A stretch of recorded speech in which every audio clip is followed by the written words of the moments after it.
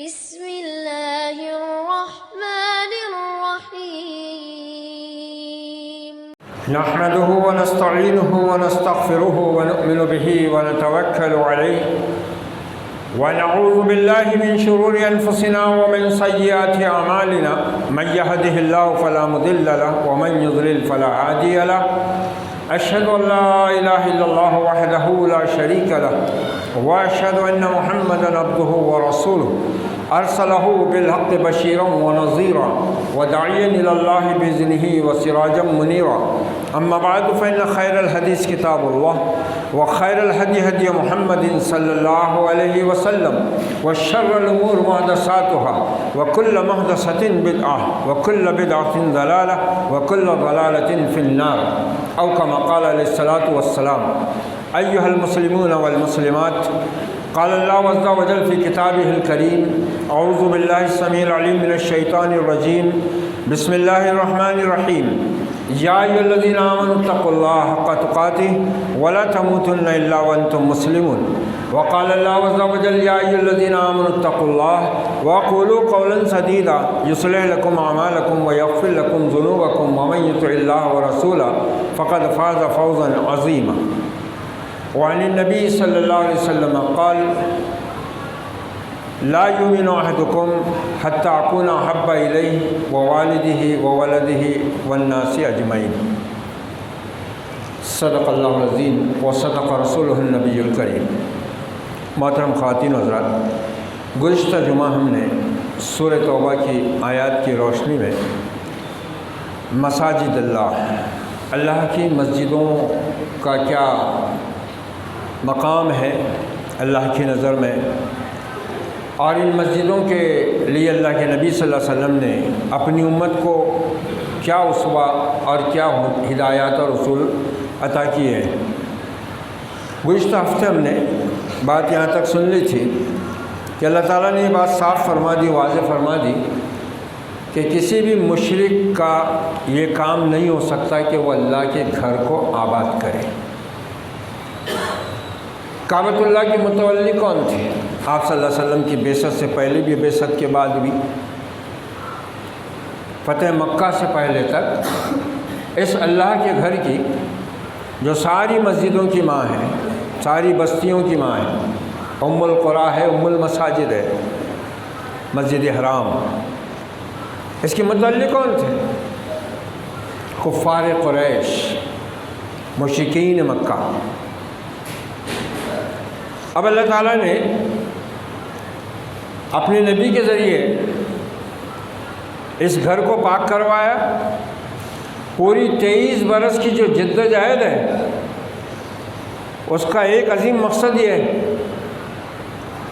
کہ ابراہیم خلیل اللہ نے جو گھر اللہ واحد کی عبادت و بندگی کے لیے تعمیر کیا تھا، اور جس کو پھر مشرکین مکہ نے، مشرکین عرب نے 360 بتوں کی گندگی سے نجس کر دیا تھا، اس کو پاک کرنا.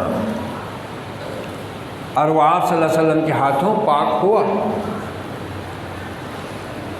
آپ ایک ایک بت کو اپنی چھڑی سے ٹوکا دے کر گراتے تھے اور کہتے تھے: جاء الحق وزهق الباطل ان الباطل کان زہوقا. حق آ گیا ہے، باطل میدان چھوڑ کر بھاگ پڑا ہے، اور باطل ہے ہی میدان چھوڑنے کے لیے، مٹنے کے لیے، برباد ہونے کے لیے، تباہ ہونے کے لیے. اس کے لیے ثبات، اس کے لیے دوام، اس کے لیے قیام نہیں ہے. دوام، قیام، ثبات اگر ہے وہ صرف حق کے لیے. یہ بہت بڑا آپ کی ذمہ مشن تھا، اللہ تعالیٰ کی طرف سے عطا کیا ہوا ہے کہ آپ کو اس گھر کو جو توحید کا مرکز اصلی ہے اس کو پاک کرنا تھا، اور وہ آپ نے انجام دیا. اسی لیے اللہ کے ان گھروں کی اتنی اہمیت ہے. پھر ہجرت کے بعد جب آپ مدینہ منورہ تشریف لے گئے اور قباء میں پہنچے تو آپ نے سب سے پہلا کام 4 دن کے قیام کے بعد مسجد کی تعمیر کا شروع کیا. مسجد قباء اسلام کی، نبی عربی صلی اللہ علیہ وسلم کے دور نبوت کی سب سے پہلی مسجد، جو آپ صلی اللہ علیہ وسلم نے اپنے صحابہ کے ساتھ تعمیر فرمائی. اور جس کی بڑی فضیلت ہے، اہمیت ہے اسلامی تاریخ میں، آپ کی سیرت میں، تو مسجدیں آباد کرنا کن کا کام ہے؟ ان کی اللہ تعالیٰ نے صفت بیان کی تھی کہ وہ لوگ مسجدوں کو قائم آباد کرتے ہیں جو نماز قائم کرتے ہیں، زکوٰۃ دیتے ہیں، اور پھر اللہ کے سوا کسی سے ڈرتے نہیں، اللہ کے سوا کسی سے نہیں ڈرتے۔ مسجدوں کو آباد رکھنا، مسجدوں کو آباد کرنا، یہ کسی ایسے شخص کا، ایسی قوم کا، ایسے لوگوں کا کام ہے ہی نہیں جو کسی بھی مرحلے، کسی بھی طور پر اللہ کے ساتھ شریک ٹھہراتے ہوں، چاہے اس کی ذات میں، چاہے اس کی صفات میں، اور چاہے اس کے کمالات میں، جس طور پر، جس پہلو سے بھی شرک کرتے، وہ مسجدوں کو آباد کر ہی نہیں سکتے، یہ ان کا کام ہے ہی نہیں۔ مسجدوں کے آباد کار وہ لوگ ہیں، انما یامر مساجد اللہ من آمن باللہ والیوم الآخر، مسجدوں کو آباد کرنے والوں کی سب سے پہلی صفت یہ ہوتی ہے، جو بنیادی صفت ہے، اس کے بغیر مسجد تو کیا، کسی بھی نیک عمل کا اللہ کے یہاں قابل قبول ہونا اس سرے سے ناممکن ہے، اور وہ ہے ایمان باللہ، ایمان باللہ، ایمان بالآخرت۔ یہاں دو ہی چیزوں کا ذکر کیا ہے، کیونکہ یہ دونوں چیزیں عقیدہ ایمان کی بنیاد ہیں، اور ان بنیادوں سے جو چیز آگاہ کرنے والی ہے، جو ان کو جوڑنے والی ہے، جس کے بغیر ایمان باللہ اور ایمان بالآخرہ آدمی کا صحیح نہیں ہوتا، وہ ایمان بالرسالت ہے۔ رسول کے بغیر نہ اللہ پر ایمان لانا درست ہے، نہ آخرت پر ایمان صحیح ہوتا ہے، اس لیے اس کا ذکر نہیں کیا، اور اس کے فوراً بعد بتایا کہ اللہ پر سچے دل سے ایمان رکھنے والا، آخرت کا یقین کرنے والا جو ہوگا، وہی نماز قائم کرے گا، وہی اللہ کی راہ میں اپنا مال خرچ کرے گا، زکوٰۃ ادا کرے گا، صدقہ دے گا، اور اللہ کے سوا وہ اللہ کے دین کے معاملے میں کسی سے نہیں ڈرے گا۔ آج ہم دیکھ رہے ہیں کہ ان مسجدوں کا مصرف، ان کا استعمال کیا ہے۔ ایک تو استعمال جو علامہ نے واضح فرمایا کہ میراث میں آئی ہے انہیں مسند ارشاد، زاغوں کے تصرف میں عقابوں کے نشے من، بہت گہرا طنز کیا علامہ نے اس پر کہ یہ مسجدیں کبھی عقابی شان رکھنے والے اور ایمان میں پختہ اور سچے اور ثابت قدم رہنے والے اہل ایمان کی یہ مسندیں تھیں، یہ ان کی جگہیں تھیں، مگر اب میراث میں بٹ رہی ہے، میراث میں آئی ہے انہیں مسند ارشاد، زاغوں کے تصرف میں عقابوں کے نشے میں، زاغ بولتے ہیں فارسی میں کوے کو، اللہ نے جگہ جگہ ایمان والوں کو عقاب سے، شاہین سے تشبیہ دی ہے۔ آج ان مسجدوں کا استعمال کیا ہو رہا ہے؟ جو چیزیں اسلام میں مسجد کے اندر جائز ہیں، ان میں سے بہت سی چیزوں کو آج خراب ہی نہیں بلکہ ممنوع اور حرام سمجھا ہوا ہے، اور جن چیزوں سے روکا اور منع کیا گیا تھا وہ چیزیں آج مسجدوں میں جاری ہیں۔ سب سے پہلی چیز جو آپ نے فرمائی تھی کہ مجھے مسجدوں کو زیب اور زینت سے آراستہ کرنے کا حکم نہیں دیا گیا ہے، اور پھر آپ نے اس کو بطور قیامت کی نشانی کے بیان فرمایا کہ لیکن تم یہود و نصارہ کی طرح ان مسجدوں کی تزئین و آرائش میں ایک دوسرے پر فخر کرو گے، فخر کرو گے۔ نبی صلی اللہ علیہ وسلم کے دور رسالت سے لے کر خلفائے راشدین کے دور تک جتنی مسجدیں بنائی گئیں، سب کی سب سادہ، ایمان کے نور سے منور اور عقیدہ و محبت کے اعتبار سے پرکشش رہیں، سب سے پہلا شخص جس نے مسجد کو خوبصورت بنانے، تزئین اور آرائش کے ساتھ دیدہ زیب بنانے کا کام کیا وہ خلیفہ ولید ابن عبد الملک تھا۔ اب چونکہ وہ بادشاہ تھا اس لیے علماء اس کے مقابلے میں آ نہیں سکے، اس کو روک نہیں سکے، اور اس کے بعد سے تو پھر یہ سلسلہ چل پڑا، اور آج تو نوبت وہ آ گئی ہے بالکل جس میں آپ نے فرمایا تھا کہ قیامت اس وقت تک قائم نہیں ہوگی جب تک کہ تم مسجدوں پر فخر نہ جتانے لگ جاؤ۔ آج مساجد اسی لیے تعمیر ہو رہی ہیں، فخر کیا جا رہا ہے، کروڑوں روپیہ صرف کیا جا رہا ہے، جبکہ مسلم معاشرے کی وہ اہم ترین ضرورتیں جن کی وجہ سے آج مسلم معاشرہ مختلف قسم کی بدعات، شرک، کفر، گمراہیوں میں ملوث ہے، صرف اس وجہ سے کہ ان کو کوئی سہارا دینے والا نہیں، سود کی لعنت میں گرفتار ہیں، اس وجہ سے کہ ان کی بنیادی ضروریات کو پوری کرنے کے لیے اس سماج کے پاس میں کوئی نظام نہیں ہے۔ اس میں کوئی شک نہیں کہ آج بھی یہ امت خرچ کرنے میں دوسری تمام دنیا کی قوموں سے آگے ہے، نیکی کے کاموں میں بھی، مگر مصیبت کیا ہے کہ ان کے خرچ کا مصرف صحیح نہیں ہے، ان کے خرچ کا مصرف صحیح نہیں ہے۔ مسجد کو کروڑوں روپے لگا دیے، امام کو اور مؤذن کو تنخواہ دے رہے ہیں گزارے سے بھی کم، وہ بھی کئی مساجد کا حال یہ ہے کہ وہاں پر مل گئی تو مل گئی وقت پر، ورنہ 2 3 مہینے اسی چل رہا ہے کام۔ اس کا نتیجہ اہل علم مصلی اور ممبر سے بازو ہو گئے،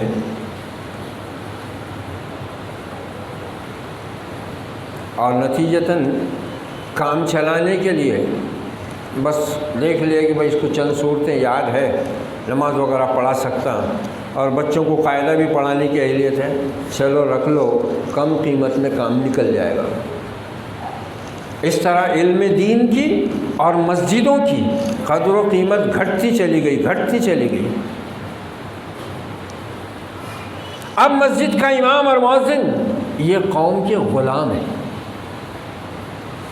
یہ اللہ کے دین کے، اللہ کے گھر کے خادم نہیں رہے، یہ ان کے غلام ہیں، ان کے چندوں پر پلتے ہیں۔ اس لیے ان کو ہر مسلمان جو چاہے رمضان میں ایک بار، سال میں ایک بار مسجد میں آتا ہو، ان کے اوپر اعتراض کر سکتا، ان کو جو چاہے بات سنا سکتا ہے، اس کی اہمیت نہیں ہے۔ تو وہ مقام جہاں سے مسلمانوں کو ایمان کا استحکام، کردار اور اخلاق کی تعلیم اور اپنے دینی مسائل کو جاننے اور سمجھنے کا اللہ تعالیٰ نے بہترین مرکز عطا کیا تھا، وہ آ گیا جاہلوں کے ہاتھ میں۔ اب علماء کے منبر سے جہلا اور فقہا کی مسند سے صفحا، فقہا دین کی گہری سوجھ بوجھ رکھنے والے، صفحا احمق بیوقوف جن کو کچھ عقل و شعور سے واسطہ نہیں۔ آج یہی چاند چل رہا ہے، مساجد میں وہی لوگ آج، بلکہ مسلمانوں نے اپنی اقتدار اور حاکمیت کی خواہش پوری کرنے کے لیے اب کوئی جگہ ان کے پاس بچی ہوئی ہے تو وہ یہی ہے، مسجدوں میں اور دینی جماعتوں اور مدرسوں میں اپنی حاکمیت چلاتے ہیں۔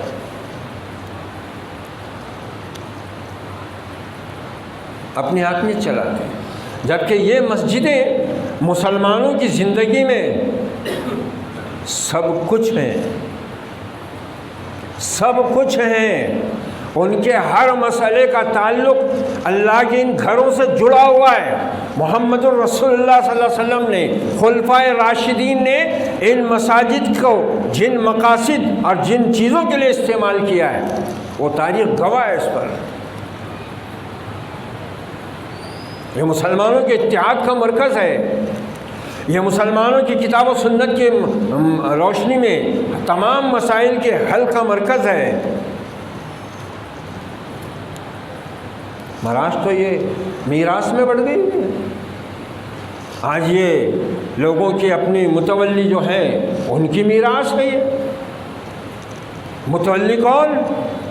جو 2 رکعت کی امامت بھی کرنے کے قابل نہیں، جو سورہ فاتحہ کا ناظرہ صحیح تک نہیں جانتا، جس کی زندگی میں کئی حرام کام کھلم کھلا شامل ہیں، ارتکاب کرتا ہے وہ ان حرام کاموں کا جن سے سختی کے ساتھ منع کیا گیا، جن کو گناہ کبیرہ میں شمار کیا گیا ہے۔ مگر مجال ہے کہ جو مسجد کے مائی باپ بنے بیٹھے ہیں ان کی مرضی کے خلاف کوئی اللہ کے گھر میں اللہ کی کتاب کھول کر اس کی آیات کو بیان کر سکتا؟ کوئی اللہ کے گھر میں اس کے رسول کی احادیث کو کھول کر بدعت اور خرافات کے خلاف بیان دے سکتا؟ نہیں، وہ ہٹا دیا جائے گا، مقتدی اس کے خلاف ہو جائیں گے اور کمیٹی کو بولیں گے کہ اس امام کو ہٹاؤ، یا پھر کمیٹی کے خلاف ہو جائے گی اور ان کی میٹنگ ہوگی اور میٹنگ میں پاس ہو جائے گا کہ یہ شخص رکھنے کے قابل نہیں۔ وجہ امام کو رکھنے کے لیے بھی شرعی دلیل ہونا تو ہٹانے کے لیے بھی شرعی دلیل ہونا، وہ شریعت یہاں چلنے دینا نہیں چاہتے۔ یہاں سے ختم ہوا شریعت سے تعلق تو پھر دھیرے دھیرے زندگی کے ہر شعبے سے شریعت کا تعلق کٹتے چلے گیا۔ اس لیے اب مسلمان مادر پدر آزاد ہے اپنے تمام معاملات میں، وہ جو چاہے سیاسی پارٹی میں جائے، وہ جو چاہے رسم اختیار کرے، وہ جو چاہے اپنے جاہل گمراہ غلیظ باپ داداؤں کی غلیظ رسموں کی تعمیل میں رات دن لگا رہے، اس سے کوئی فرق نہیں پڑتا، کوئی فرق نہیں پڑتا۔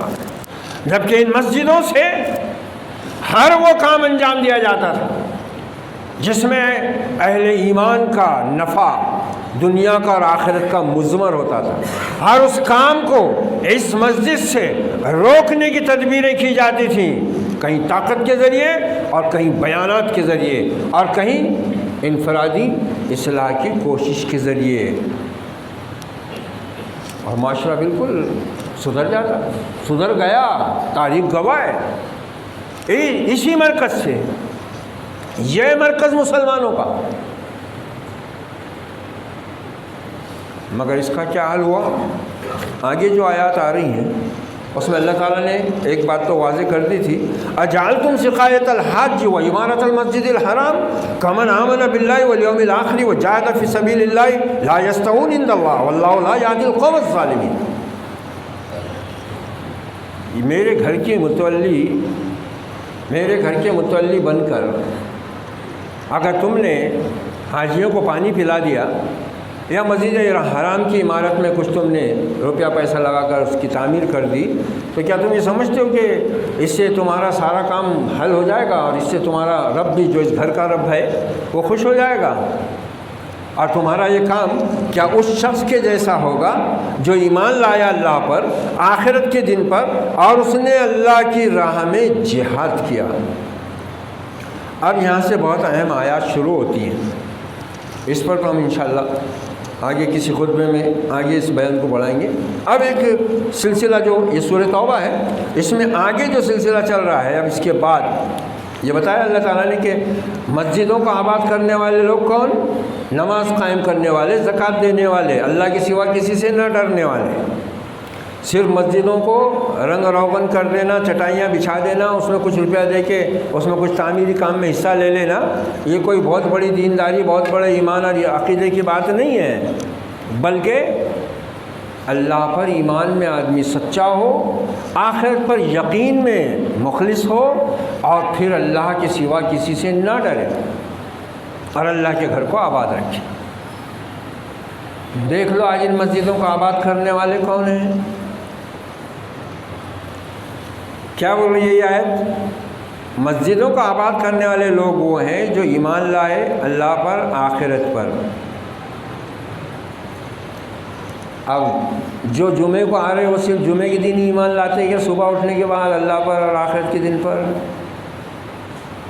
اگر بولیں گے کہ نہیں ہم تو روز ہی ایمان والے ہیں، یہ آیت انکار کر رہی ہے اس کو۔ نماز جو قائم نہیں کرتا وہ ایمان والا ہے ہی نہیں۔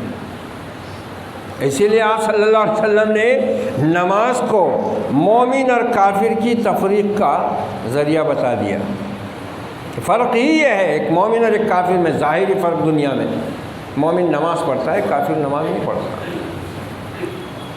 کفر کا کام قرار دے دیا، من ترک الصلاۃ متعمدا فقد کفر، جس نے ایک نماز بھی فرض نماز جان بوجھ کر چھوڑی اس نے کفر کیا۔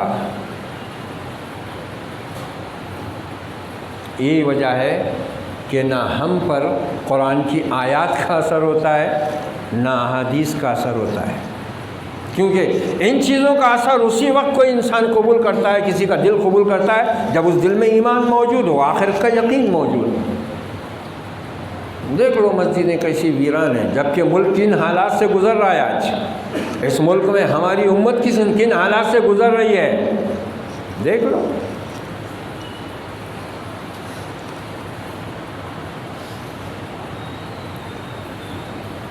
کسی نے کسی مخلص انسان سے کہا کہ بھئی آپ نوجوانوں کو ذرا یہ باتیں سمجھائیں، بتائیں ان کو، ان کی اصلاح کریں۔ اس نے کہا کہ بھئی ٹھیک ہے آپ کا کہنا، لیکن ان کے کانوں سے موبائل ہٹے تو سمجھاؤں نا۔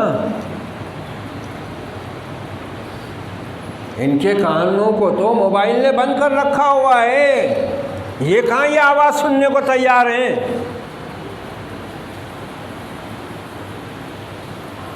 مسجدیں خالی پڑی ہیں، یا تو جمعے کو یا پھر رمضان میں، اس میں بھی پورے نہیں آتے، اس میں بھی وہ پکے سچے مسلمان موجود ہیں جو صرف عید اور بقرعید کے ہی ہیں، وہ رمضان میں بھی نہیں آتے۔ الگ الگ کیٹیگری ہے ان کی، اور کمال یہ ہے مگر کہ ان کو سب کو نکاح میں قاضی ہونا، جنازے کے واسطے جامع مسجد کا امام ہونا، نماز جنازہ بھی ہونا، مسلمانوں کے قبرستان میں جگہ بھی ہونا۔ بے نمازی کو حق نہیں پہنچتا مسلمانوں کے قبرستان میں دفن ہونے کا۔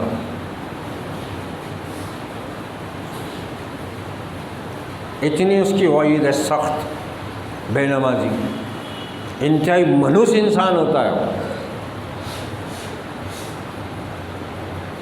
اور اس کی گمراہی پھر دور تک چلی جاتی ہے، جس کو قرآن ضلالم بعیدہ کہتا ہے، دور کی گمراہی۔ یعنی نماز کا تارک جو ہے وہ دھیرے دھیرے پھر اللہ کے خوف سے نکل کر، آخرت کی فکر سے نکل کر، ایمان اور عقیدے کے تمام معاملات سے غفلت میں مبتلا ہو کر وہ بھٹکتا ہوا آگے بڑھتا چلا جاتا ہے۔ اتنی خطرناک چیز ہے یہ نماز کا چھوڑ دینا۔ تو نہ صرف یہ کہ مساجد کا استعمال وہ نہیں رہا، بلکہ مسجدیں جس مقصد کے لیے مسلمانوں کے واسطے اللہ کی ایک رحمت، اللہ کی مغفرت کو پانے کا ایک ذریعہ، اپنے اتحاد اور اپنی وحدت کو متحد رکھنے کا ایک واحد وسیلہ تھی، وہ آج تفریق بین المسلمین، فساد بین المسلمین کا ذریعہ بنی ہوئی، جس کا ذکر اب آگے آ رہا ہے۔ یہ بات تو اس بات کے بعد میں اللہ تعالیٰ نے جو باتیں کہی ہیں نا کہ وہ لوگ جو اللہ پر ایمان لا کر، آخرت پر یقین کر کے اللہ کے راستے میں جان اور مال سے اپنا جہاد کرتے ہیں، تو ان کے درجات اللہ نے بیان کیے۔ اس کے بعد جو آیات ہیں بہت اہم ہیں، وہ ایک الگ موضوع کی حیثیت رکھتی ہے اور تفصیل کی تعلیم ہے۔ اب ہم دیکھ لیتے ہیں ذرا اس آیت کی روشنی میں بھی کہ آج ان مساجد کا جو بن رہی ہیں اور کروڑوں روپے کے ساتھ بن رہی ہیں، ان کی صورتحال کہیں یہ تو نہیں ہے جو اللہ رب العزت نے ان آیات میں، یہ بھی سورہ توبہ کی آیات ہیں، مسجدوں کا ذکر چل رہا ہے، اللہ نے ارشاد فرمایا والذین اتخذوا مسجدا ضرارا،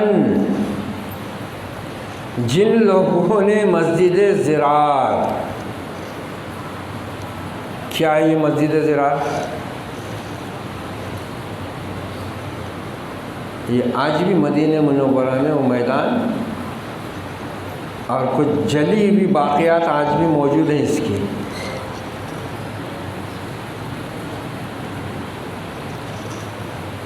ادھر غزوہ تبوک کی تیاری چل رہی تھی، جنگ موتا میں 3000 مسلمانوں کے ذریعے اللہ نے 2 لاکھ رومیوں کو کچل ڈالا۔ 3000 مسلمان، 2 لاکھ رومی پورے اسلحے کے ساتھ، طاقت کے ساتھ کچل دیے۔ اب تمام عیسائی مملکتوں کے کان کھڑے ہو گئے۔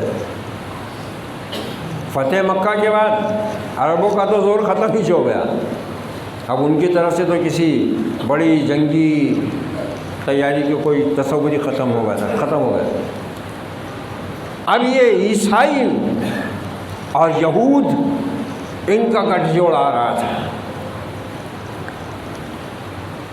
آپ صلی اللہ علیہ وسلم کو خبر پہنچی کہ شام کے عیسائی اور آس پاس کی تمام سلطنتیں گٹھ جوڑ کر رہی ہیں مدینے پر حملہ آور ہونے کے لیے۔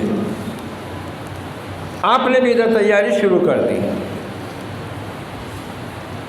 ادھر یہ مسجد تعمیر ہوئی، آپ غزوہ تبوک کے لیے نکلنے پر پابہ رکاب ہیں کہ آ کر جنہوں نے مسجد ضرار بنائی تھی، کہا اللہ کے رسول ہم نے ایک مسجد بنائی ہے تاکہ لوگوں کو سردی بارش گرمی میں دور جانے کی زحمت نہ اٹھانا پڑے، اس لیے ہم نے ایک اور مسجد تعمیر کر لی ہے تاکہ قرب و جوار کے لوگ وہیں پر آ جائیں۔ اگر آپ آ کر وہاں نماز پڑھ لیں تو اللہ اس سے ہم کو برکت عطا کرے گا۔ آپ نے فرمایا کہ دیکھو میں تو اس وقت غزوے کے لیے جا رہا ہوں، نکلنے کی تیاری ہے، اللہ نے چاہا تو میں غزوے سے واپسی کے بعد مسجد میں آؤں گا۔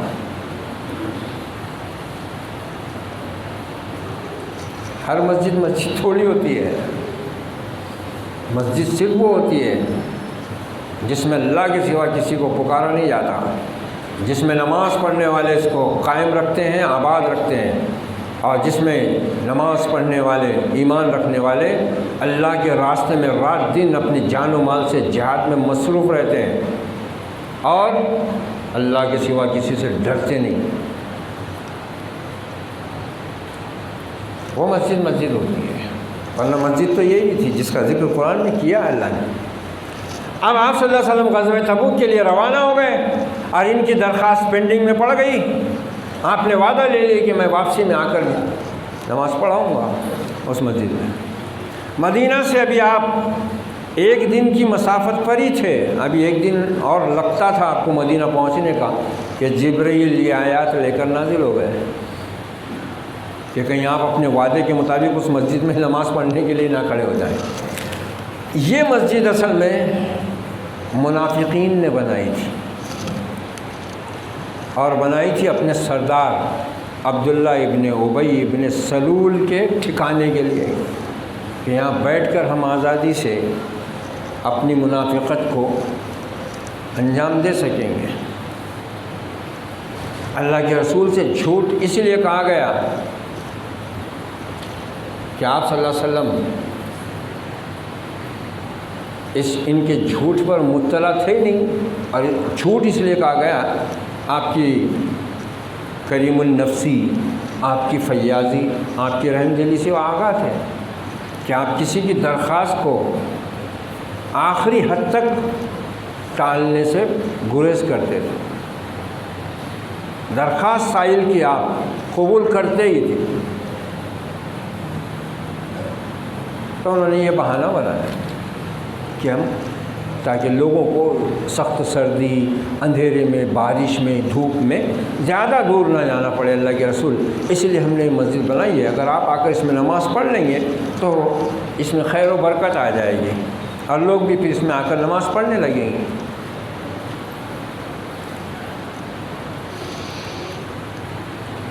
ایک وقت میں اب کہنا تو نہیں چاہیے مگر تحدیث نعمت کے طور پر باتوں کا ذکر کرنا ضروری ہوتا ہے۔ ایک وقت میں ہماری اس مسجد کے لیے بھی مسجد زرار کا لفظ استعمال کیا دین کے علمبرداروں نے،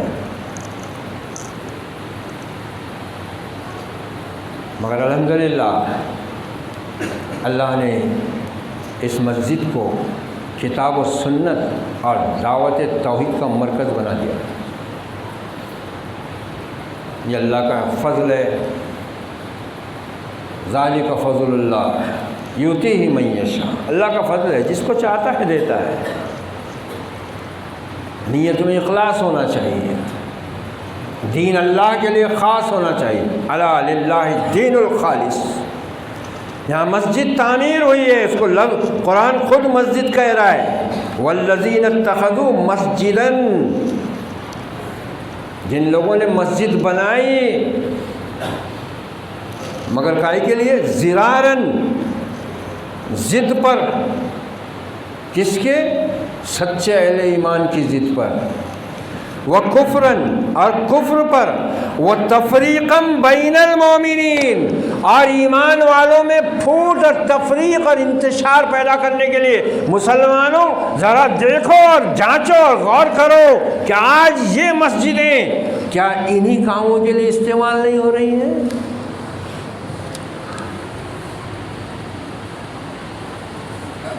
اللہ کے یہ گھر، ان المساجد للہ فلا تدعوا مع اللہ احد، یہ گھر اللہ کے ہیں، اللہ کی سب سے پسندیدہ جگہ ہے نبی کے فرمان کے مطابق کہ تمہاری زمین پر اللہ کو جو زمین کے ٹکڑے سب سے زیادہ پسند ہیں وہ یہ مسجدیں ہیں، جو آج مسلمانوں کو ناپسند ہیں، نوجوانوں کو بھی، بوڑھوں کو بھی، جن کے پیر قبروں میں لٹک رہے ہیں آج، ان تک کو ہوش نہیں ہے، بیٹھے ہوئے نالیوں پر، چبوتروں پر۔ اچھا یہ ایک عجیب ہی ہمارے معاشرے کا کلچر ہے، ہر مسلمان محلے میں جو ہے نا ایک آدھا ایسا چبوترا رہتا جہاں یہ گرگے بیٹھتے اپنی، یہ چوپال بناتے، ان کو چبوترا اسپیشلسٹ بولے تو چلتا، یہ چبوترا اسپیشلسٹ رہتے، ان کا کام ہی رہتا کہاں پر فتنہ پیدا کرنا، کہاں کس گھر میں دراڑ پیدا کرنا، کہاں کس مدرسے میں فتنہ پیدا کرنا، کہاں کس مسجد میں فتنہ پیدا کرنا، چبوترا اسپیشلسٹ بولتے ہیں۔ ماشاءاللہ ہماری بستی میں تو بہت بڑے بڑے چبوترے اور ان پر ایسے ایسے چبوترے بیٹھے ہوئے ہیں کہ اللہ کی پناہ۔ چبوترا اسپیشلسٹ مسجدوں میں تو نہیں لگتا ان کا، یہ ہوٹل میں گزارا کر لیں گے، ادھر درس ہوتا رہے گا، نکل کر وہ نیچے بیٹھیں گے، مسجد میں بیٹھے رہیں گے، مگر اللہ کے گھر میں 5-10 منٹ بیٹھنا پہلے تو آتے ہی نہیں، آئے بھی کبھی تو ایسا اٹھ کر بھاگتے جیسے کیا مصیبت آن پڑی اور کیا اتنا ضروری کام آ گئے، پہلے تو آتے ہی نہیں۔ الرجی ہے ان کو، منکے کا گیپ ستاتا ہے یہاں، گھٹنے کا درد تکلیف دیتا ہے یہاں، بیک پین یہاں پہ ہو جاتا شروع،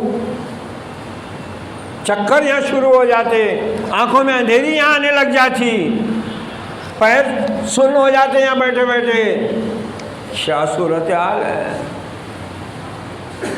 یہاں محمد الرسول اللہ کی سیرت بتا رہی ہے، خیر سے ربیع الاول چل رہا ہے، بہت بہترین تقریریں ہو رہی ہیں سیرت پر، کوئی رو رہا ہے، کوئی رلا رہا ہے، کوئی ہنس رہا ہے اور کوئی نعرے لگوا رہا ہے، سبحان اللہ، نعرے تکبیر، نعرے رسالت، نعرے حیدری بھی لگ رہے ہیں، خوش ہیں، ہاں مسلمان ہیں، نبی سے تعلق ہے ہمارا،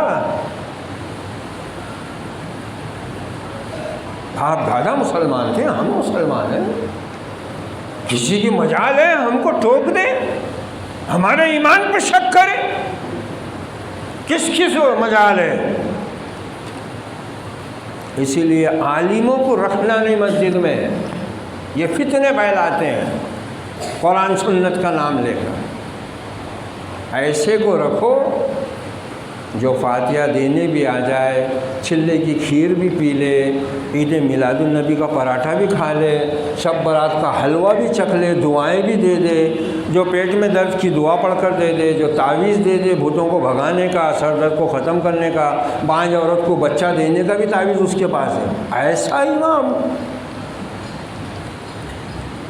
ایسا امام نہیں ہونا جو نہ خود کھائے نہ دوسروں کو کھانے میں، یہ حلال وہ حلال، یہ حرام وہ حرام، یہ جائز نہیں وہ جائز نہیں۔ یہ کیا ہے؟ پہلے سے ہوتا آ رہا ہے، لوگوں کو معلوم نہیں تھا کیا؟ باپ دادا بے عقل بیوقوف تھے؟ یہ ہے مسجدوں کا مقام، یہ ہے ائمہ کا مقام، ایسے امام رکھو۔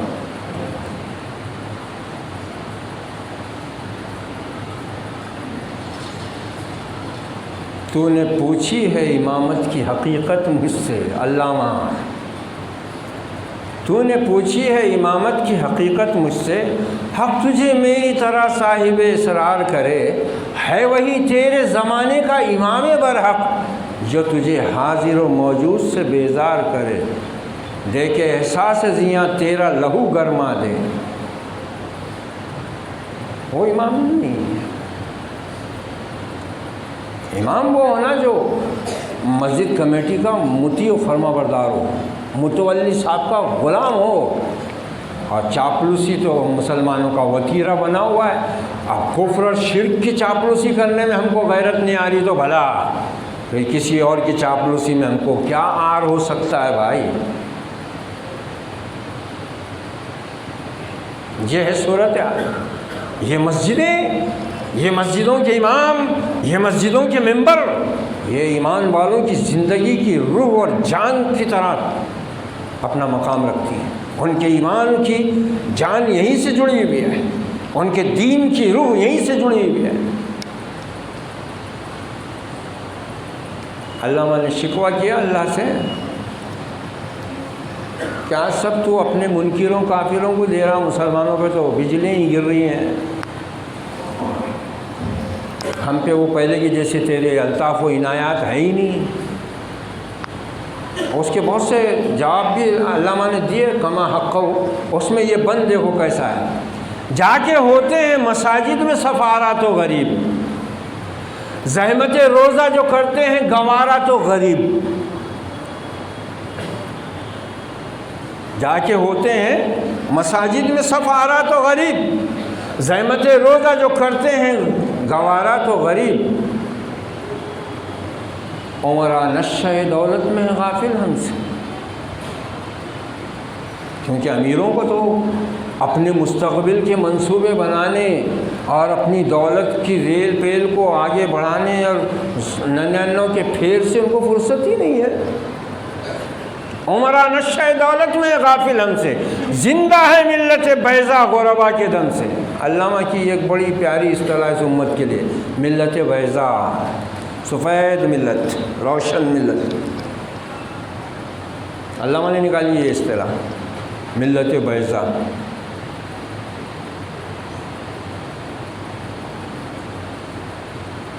عمرہ نشہ دولت میں ہے غافل ہم سے، زندہ ہے ملت بیضا غربا کے دم سے۔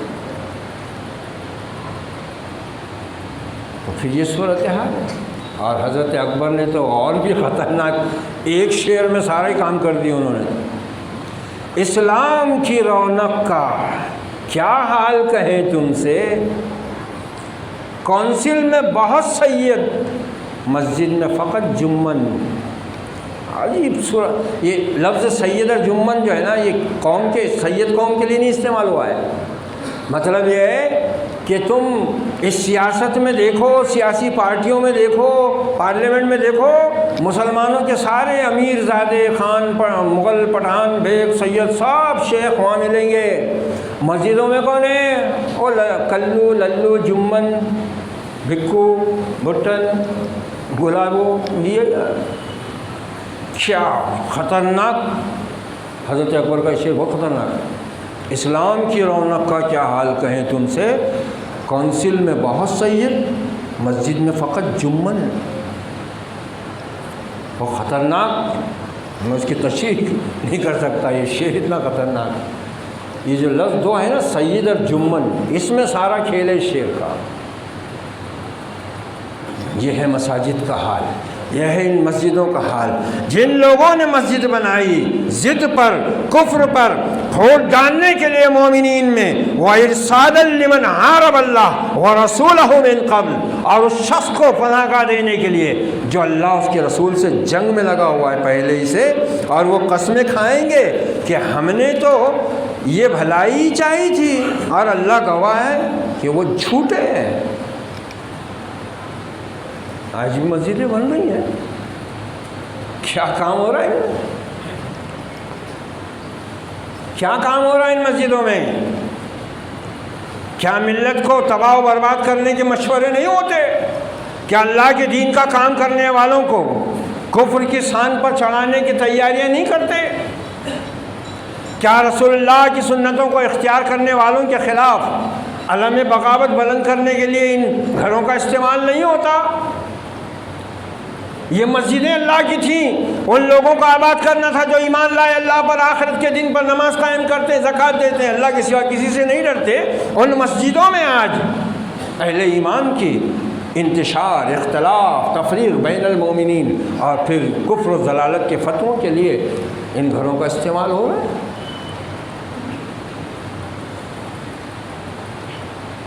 یہ زاغوں کے تصرف میں عقابوں کے نشے منائے ہوئے ہیں۔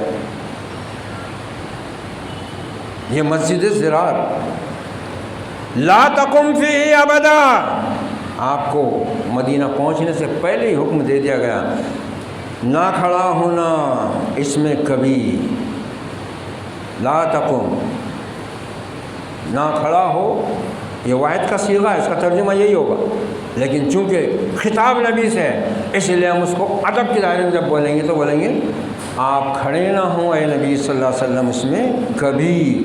لَمَسْجِدٌ أُسِّسَ عَلَى التَّقْوَىٰ، وہ مسجد جس کی بنیاد، جس کی نیو تقویٰ پر ہے۔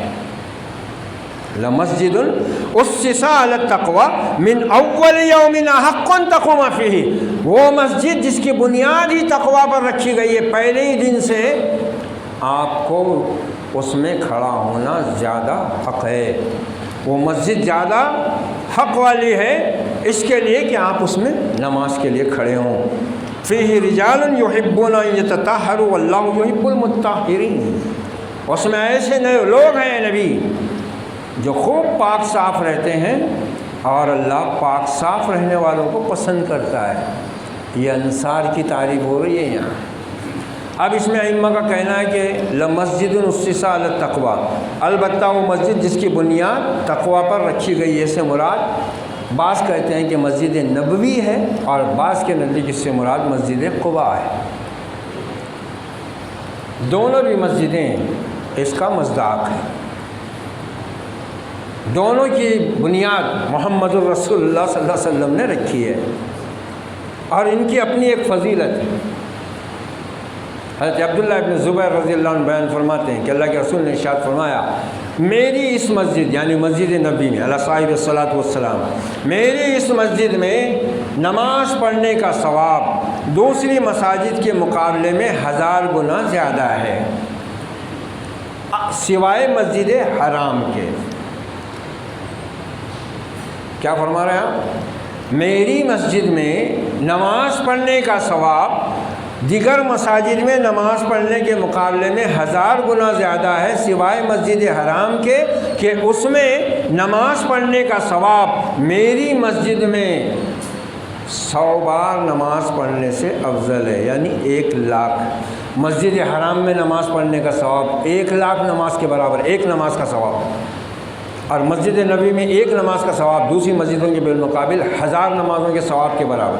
اور امام طبرانی نے غالباً حضرت ابو درداء سے یہ روایت مسجد اقصیٰ کے بارے میں نقل کی ہے، یہ تو حضرت عبداللہ ابن زبیر کی روایت تھی جو امام بیہقی، امام احمد وغیرہ نے بیان کی ہے، اور امام طبرانی نے ابو درداء رضی اللہ عنہ سے جو روایت بیان کی ہے اس میں وہ فرماتے ہیں کہ مسجد اقصیٰ میں ایک نماز کا ثواب 500 نمازوں کے برابر ہے۔ مسجد اقصیٰ کی ایک نماز 500 نماز کے برابر، مسجد نبی کی ایک نماز 1000 نماز کے برابر، مسجد الحرام کی ایک نماز 1,00,000 نمازوں کے برابر۔ ان مسجدوں میں اللہ نے اپنے بندوں کے لیے یہ برکتیں رکھی ہوئی ہیں، اور پھر ہر مسجد کی ایک فضیلت ہے۔ اپنے گھر میں تنہا نماز پڑھنے والے کی نماز ایک، مگر مسجد میں جماعت کے ساتھ نماز پڑھنے کا ثواب 27 گنا زیادہ۔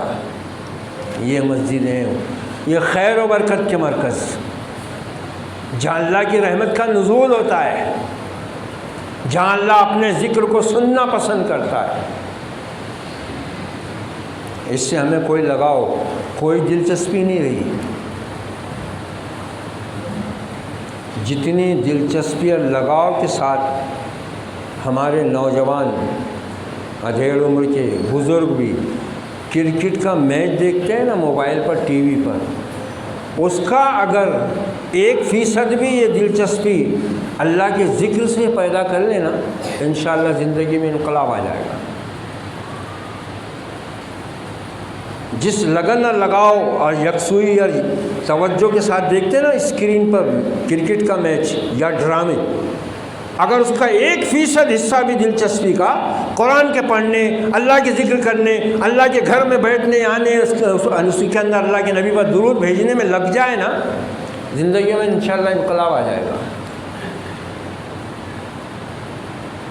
مگر نہیں، مسجد زرار ایک بنائی تھی منافقین نے، آپ صلی اللہ علیہ وسلم کو وحی کے ذریعے اس میں جانے سے پہلے روک دیا گیا۔ جیسی مدینہ پہنچے حکم دیا، جاؤ اس مسجد کو ڈھا دو اور آگ لگا دو، جلا دو۔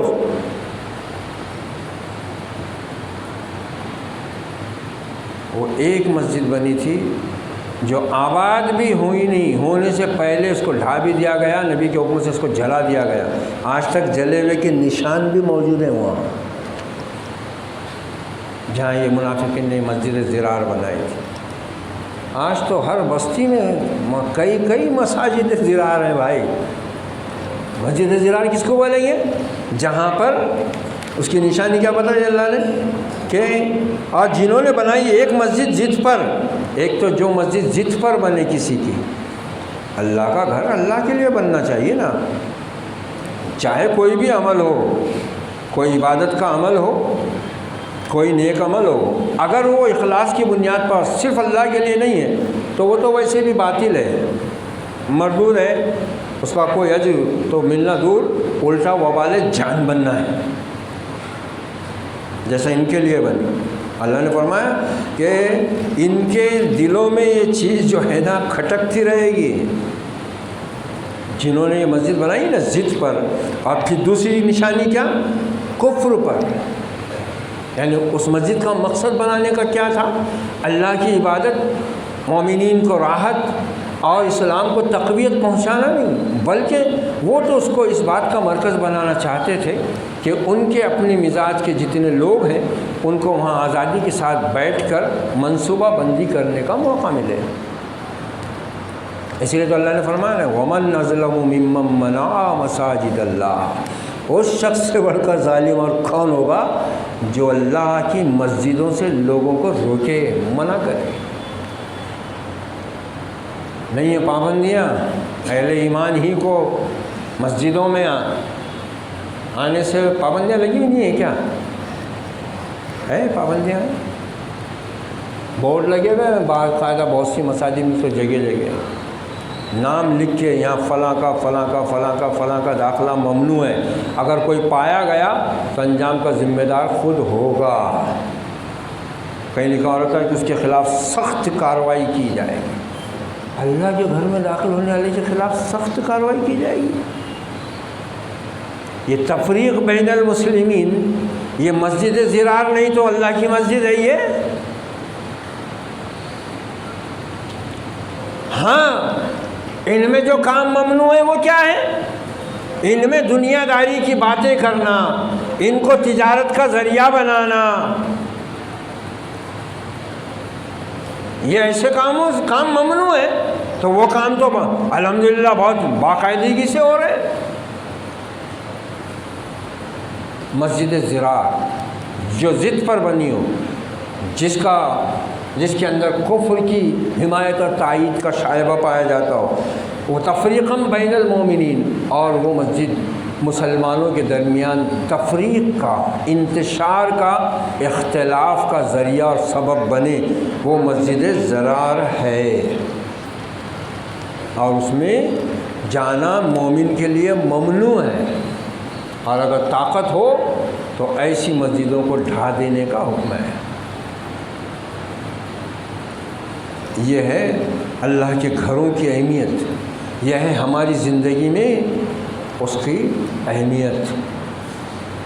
اور انشاءاللہ اسی سورہ توبہ کے پہلے اس میں وہ بات کہی گئی انما یامر مساجد اللہ، اس کے بعد میں پھر جہاد اور صدقے کا خاص طور سے ذکر آیا ہے، اور اس میں پھر غزوہ تبوک کا ذکر۔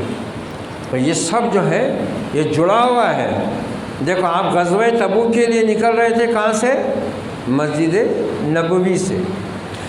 آپ نے وعدہ لیا تھا ان کی مسجد میں نماز پڑھانے کا نکلنے سے پہلے، جب آپ واپس آئے تو حکم کیا دیا گیا کہ اس مسجد میں کبھی کھڑے بھی مت ہونا اور اس کو ڈھا دو۔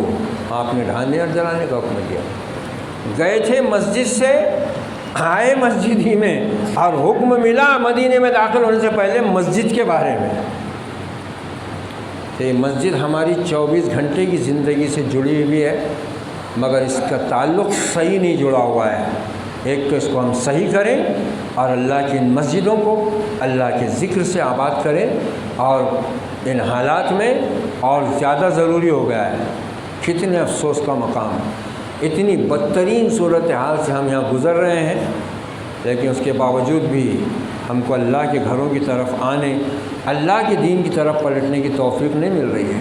کیا کہا جا سکتا ہے اس کے سوا کہ اے دلوں کو پھیرنے والے رب، ہمارے دلوں کو اپنی اطاعت اور اپنے نبی پاک کی اطاعت کی طرف پھیر دے۔